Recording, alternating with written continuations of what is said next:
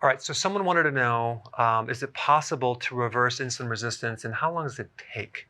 So this video is for that person. First of all, what is insulin resistance? It's a condition whereby the cells are no longer absorbing insulin. So insulin is being rejected, okay? And so in the receptor for insulin, it's just not receiving insulin anymore. The consequence of that is this.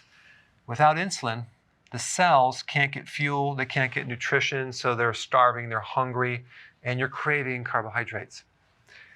There's a little signal sent back to the pancreas because it's not getting absorbed inside the cell that tells the pancreas, hey, we don't have enough insulin, make more. So then the pancreas makes more and more insulin. So an average person with insulin resistance has 5 to 7 times more than normal. The problem with this is that this high level of insulin creates damage in the body.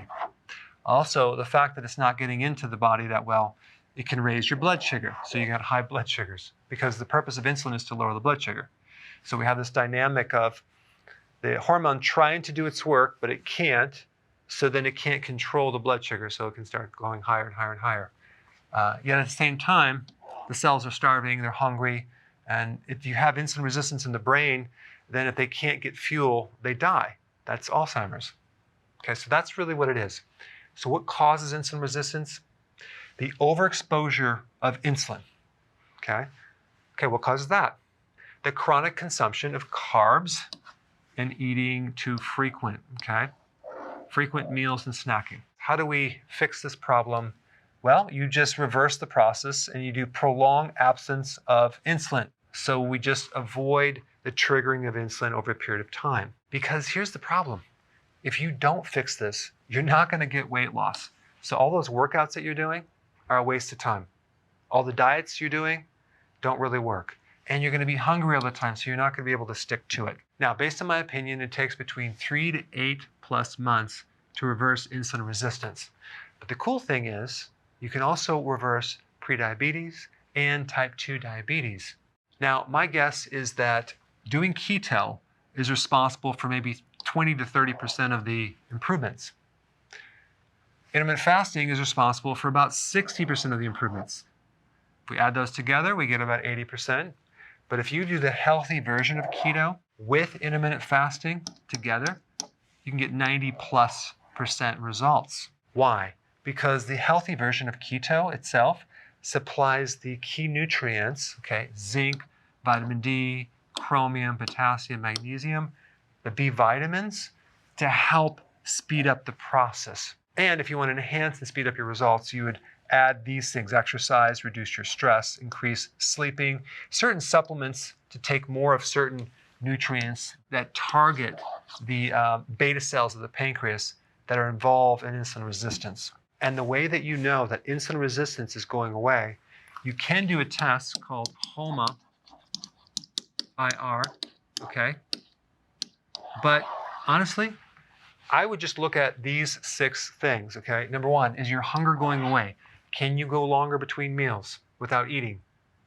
How about your belly fat? Is it disappearing? That means the inside of the fat around the organs is going away, especially the liver fat as well. Is your blood pressure going down? Now here's the thing, when you have high insulin or high sugars, the arteries get really, really stiff. And when you do healthy keto and intermittent fasting, I would also recommend more vitamin D with this, you can improve blood pressure. But sometimes it takes up to a year to get this under control. Next one, good blood sugars. Now, for most people, you're going to see change immediately. Now, if you've been a diabetic for many, many years, I'm talking type 2, it could take up to a year to really get this blood sugar under control. Number 5, no dawn phenomena. The dawn phenomena is this: when you wake up in the morning, you didn't eat anything, and your blood sugar is high. That just means that you're in the transition phase of adapting to ketosis, and you still have insulin resistance. So if you have this, and then it goes away, which it will over time, that means your insulin resistance is much, much better. And number 6, you have a lot more energy. That's a real good indicator that it's working. And I'm going to add number 7, which is you're satisfied when you eat. So maybe before, when you had insulin resistance, you eat and you just don't feel fulfilled, now you do. Of course, you're going to have to eat the right foods, but the feeling of being satisfied after you eat tells me that the nutrition is going into the cell. It's working. That means that you no longer have that resistance, because with insulin resistance, that blocks the nutrients going in the cell. It's hard to feel satisfied with food. Anyway, thanks for watching, and I will see you in the next video. Hey, if you're liking this content, please subscribe now, and I will actually keep you updated on future videos.